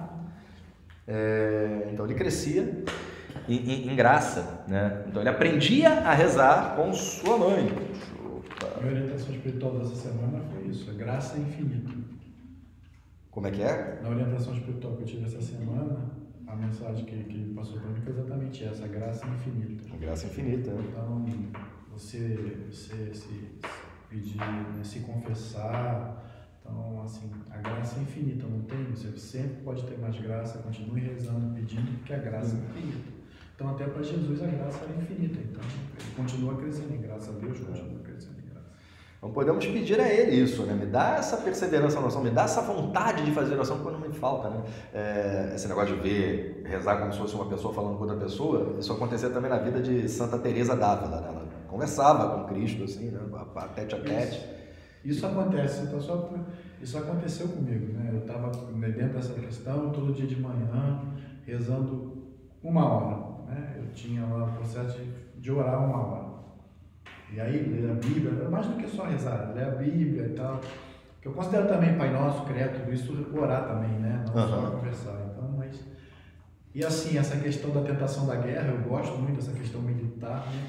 Eu estava me perdendo com um vídeo no YouTube. Ao invés de ir para o meu escritório, sentar lá às 7h30 para fazer, eu ficava perdendo tempo vendo o vídeo e realmente aconteceu comigo essa questão de parar um tempo. Eu me toquei e aí passei a rezar pedindo para não cometer esse mesmo erro, essa tentação, que quiser chamar, para voltar, mas acontece mesmo. Quando eu estava entrando no esquema, aí aconteceu a guerra, eu já estava fazendo no piloto automático, né? Já tinha virado um hábito, aí eu perdi 1 semana. Você vê, né? Celular é um grande vilão da oração, né? E às vezes, por exemplo, eu vou lá numa meditação, uma coisa assim, eu costumo tomar nota no meu celular, né? Às vezes, a homilia do Frei Francisco, eu gosto muito das homilias do Frei Francisco, eu tomo nota de algumas coisas que ele falou, mas eu levo uma coisa dessas para minha oração pessoal, depois que eu vou levar para minha oração aquilo que o Frei Francisco falou na homilia, ou que eu ouvi o padre tal falar na meditação, sem falar que eu tenho vários livros espirituais digitais no meu celular, né? Vou pegar aqui, sei lá, o Livro das Moradas, História de uma Alma, de Santa Teresinha, Caminho, tem tudo no celular. Mas o celular, o iPhone tem um negócio que você joga assim pra cima, né? Aí do lado ali do livro que você tá lendo tem um WhatsApp. Aí na oração, né? Eita, o Flamengo contratou, não sei o quê. Já era. Acabou a tua oração. É isso mesmo. Ou um vídeo, um tema se distrair, é impressionante isso. Então, o celular às vezes é um perigo, né? Então, a primeira coisa é, se você está com o celular, pelo menos desabilita mensagens de pop-up, né, que chama, né, que é aquela mensagem que você não pediu e do nada aparece na tela do seu celular ali, né? Vira ele, cara. Vira de cabeça pra baixo. Maria compartilhou um feed no Instagram depois de muito tempo, né? Pô, deixa eu ver o feed da Maria. Então, já é uma fonte de tentação, né? Ou às vezes você tirar o celular e ir para o livro físico mesmo, né? Porque o celular é a pedra de tropeço. Eu faço no físico, Enfim, pedir essa graça, né? Jesus aprendeu com Maria a rezar, né? Então, também nós devemos que aprender com Maria, né? Pode pedir para Maria também para nos ajudar na oração. Mas a sua oração, né, de Cristo, ela brota de uma fonte mais secreta, pois o Filho eterno de Deus, que na sua santa humanidade dirige a seu Pai a oração filial perfeita, né? Quando rezava Jesus, o Evangelho mostra muitas vezes Jesus em oração. Ele fala, passou a noite em oração, né? Ele rezava e rezava muito. Vemo-lo retirar-se na solidão, também de noite, reza antes de momentos decisivos de sua missão, né? Então antes da escolha dos 12 apóstolos, ele passa uma noite em cima do monte em oração. Antes da sua paixão, né? Ele passa aquela noite ali suando sangue ali no Monte das Oliveiras, né? Senhor, afasta de mim esse cálice. Revela a profundidade da sua oração filial. Jesus dá cumprimento ao desígnio de amor. Não, peraí, eu pulei. De fato, toda a sua vida é oração, pois está em constante comunhão de amor com o Pai. É isso que é o nosso modelo. Toda a nossa vida deve ser oração, né? São José Maria Escrivá vai falar, né? Uma hora de trabalho é uma hora de oração, né? Então, se eu trabalhei tendo foco em Deus, né, fazendo as coisas perfeitas, eu fiz oração. É claro que para que eu tenha essa visão contemplativa do meu trabalho, eu preciso ter também aquele tempo forte, que eu paro o que eu estou fazendo só para me dedicar à oração. Senão eu não vou lembrar de Deus ao longo do dia, né? Sunsum corda, né? O coração ao alto, a gente fala na missa. Pode acontecer com muitos de nós, da gente estar na missa e passar uma missa inteira sem ter elevado o coração a Deus, né? A gente está ali na missa, mas está preocupado, porque tem um problema de saúde na família, algo que é realmente sério, que está te preocupando, que está te ocupando, e você passou a missa inteira meio que no automático ali, não elevou seu coração a Deus, né? Então esses tempos de oração são importantes para que ao longo do dia inteiro você saiba elevar seu coração a Deus. Como Jesus rezou na sua paixão. A oração de Jesus durante a sua agonia no horto do Getsêmani e suas últimas palavras na cruz revelam a profundidade da sua oração filial. Jesus dá cumprimento ao desígnio de amor do Pai e toma sobre si todas as angústias da humanidade, todos os pedidos e intercessões da história da salvação. Ele as apresenta ao Pai, que as acolhe e as ouve, para além de toda esperança, ressuscitando dos mortos. Como Jesus nos ensina a rezar, te leu agora, Jesus nos ensina a rezar não só com a oração do Pai Nosso, mas também quando Ele reza, né? Então, poxa, gente, se o próprio Cristo, né, parava para rezar, para tomar suas decisões importantes, né, também nós, né, devemos fazer isso, né? Desse modo, além do conteúdo, né, o conteúdo da oração do Pai Nosso, que é a oração mais perfeita que se pode ter, é a oração do Pai Nosso, né? Então, a última aula do catecismo, né, que a gente vai ter é a oração do Pai Nosso. Além do conteúdo, ele ensina as disposições exigidas para uma verdadeira oração. A pureza de coração que procura o reino e perdoa os inimigos, a confiança audaz e filial, que vai além do que sentimos e compreendemos, a vigilância que protege o discípulo da tentação, a oração em nome de Jesus, nosso mediador junto do Pai, né? Então, vamos destrinchar isso aqui, né? As condições para fazer a oração. Então, para fazer a oração e a nossa oração ser ouvida, várias condições são necessárias, né?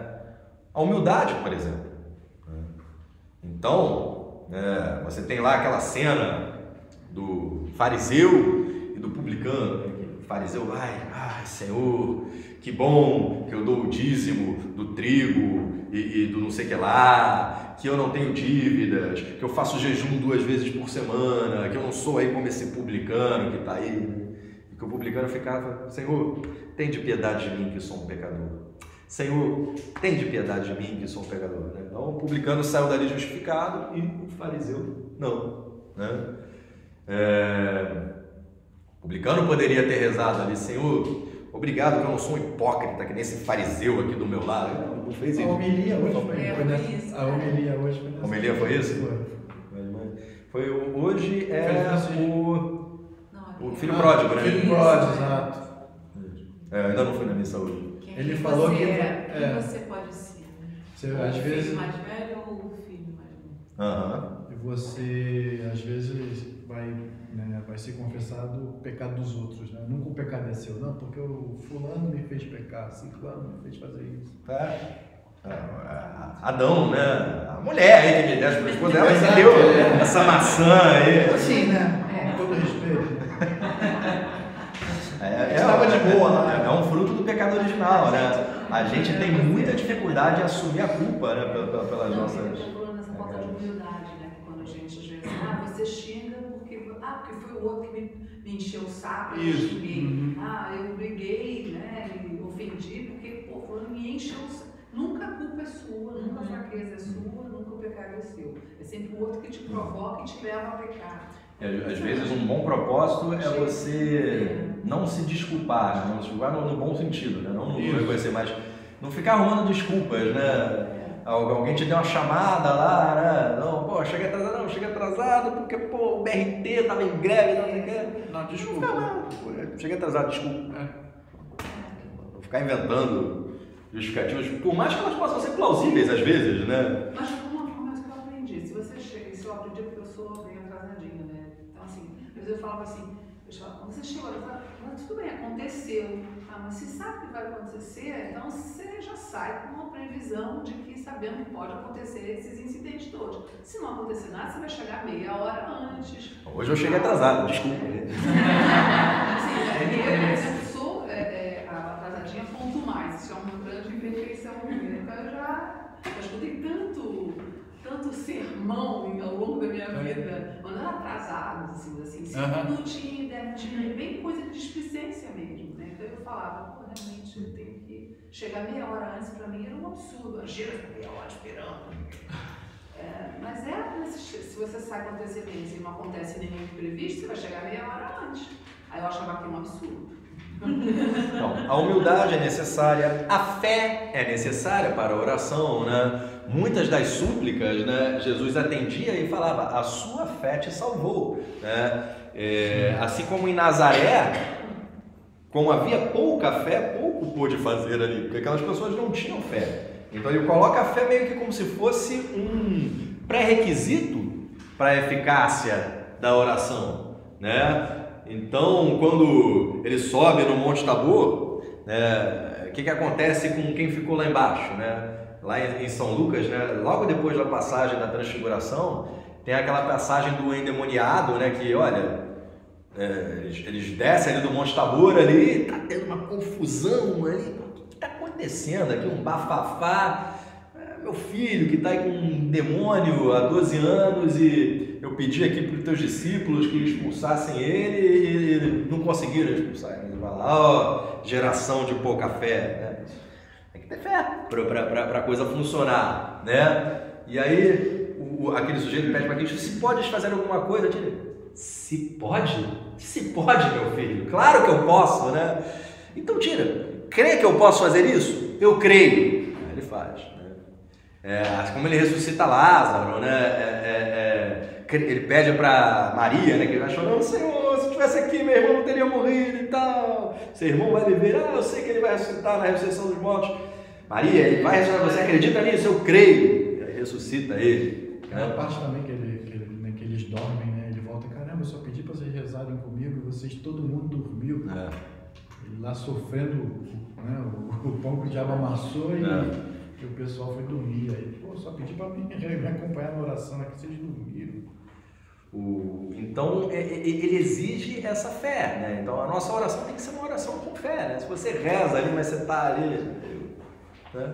Pode ser que isso falte na sua oração. Uma oração com fé, uma oração com humildade, né? Consideração, se soubesses quem que te pede, dá de ver quem é você e quem é aquele que está aqui, né? Colocar muito isso sempre em perspectiva, né? Quem sou eu e quem é ele que me ouve, né? E conversa comigo como um amigo fala com um amigo, né? Apesar da minha miséria, apesar da sua grandeza. O que mais que ele fala?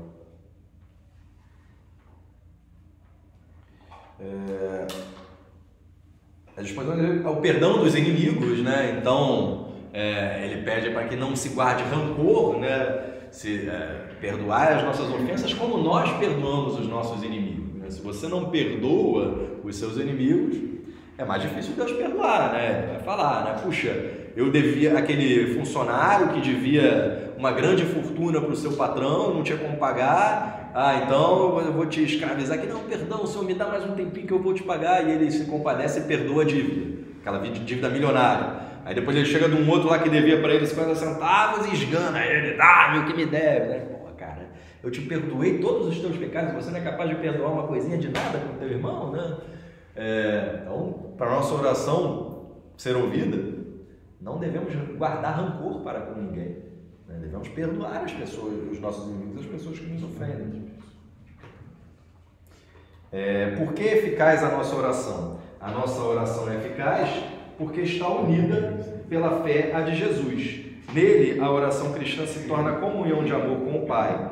Podemos, nesse caso, apresentar nossos pedidos a Deus e ser ouvidos. Pedir, recebereis, né? Então, é o próprio Cristo que reza em nós, né? Não vos preocupeis com o que tens de falar, né? O Espírito Santo fala em vocês com gemidos inefáveis, né? Então, a nossa oração, de certa forma, como estamos em comunhão com Deus, é uma oração do próprio Cristo, né? Nós somos parte dele, né? Acho que a gente vai parar na oração do tempo da igreja. Eu vou falar com o Pedro aqui. Faltou 5:48, ainda estava hoje, né? Até o 5:30. Vamos a esses últimos. Como rezava a Virgem Maria? A oração de Maria se caracteriza por sua fé e por sua generosa oferta de todo o seu ser a Deus. A mãe de Jesus é também a nova Eva, a mãe dos vivos. Ela reza a Jesus, seu filho, pelas necessidades do homem. Existe no Evangelho uma oração de Maria? Sim, é o Magnífica. Além da intercessão de Maria em Caná na Galileia, né, que é uma oração de petição, né? Lembra aqueles 4 fins da missa? Quem lembra? Fins, as 4 finalidades da missa? Acho que eu não vou lembrar as palavras, né? Fim latrêutico, fim, não sei o quê, mas eu vou lembrar os significados, né? Você tem um fim de petição, um fim de penitência, um fim de perdão, um fim de culto, de prestar culto. E qual é o quarto? Adoração. De adoração. Que é o latrêutico mesmo. Então, essas 4 finalidades eu posso ter na minha... a adoração está no mesmo do que o culto. É ação de graças. Pedir, agradecer, pedir no sentido de coisas que eu quero. E também o segundo é pedir perdão pelas minhas faltas. Então, petição, ação de graças, agradecer porque deu perdão e culto, né? Adoração. Esses 4 fins eles podem estar na minha oração também, né? Eu posso na minha oração prestar culto a Deus, adorá-lo. Eu posso na minha oração pedir perdão pelas minhas faltas. Eu posso pedir graças pelos meus benefícios recebidos e pedir forças para melhorar mais, né? Então, uma jaculatória, né, que tem 3 desses fins aí, né? Tem o culto a Deus em si, né? Senhor, perdão, obrigado, ajuda-me mais. Uma oração do Papa Francisco, né? Essa oração foi citada na homilia do meu casamento, 2 de maio de 2015, né? Senhor, perdão, obrigado, ajuda-me mais. Então essa oração de Maria era uma oração de petição. Eles não têm mais vinho. É uma oração de Maria que está na Bíblia também. E a oração do Magnificat, que é o cântico da Mãe de Deus e da Igreja, o agradecimento alegre que sobe do coração dos pobres porque a esperança deles é realizada pelo cumprimento das promessas divinas. Ok? Então a ideia era ir até aqui o capítulo 2 da tradição da oração, mas vou pedir para o Pedro incluir também a oração do tempo da igreja, né, para a aula que vem. Aí vamos ter 4 aulas mais sobre a oração, uma aula sobre a Semana Santa e uma aula sobre o tempo pascal. Faltam 6 aulas para acabarmos a catequese de adultos.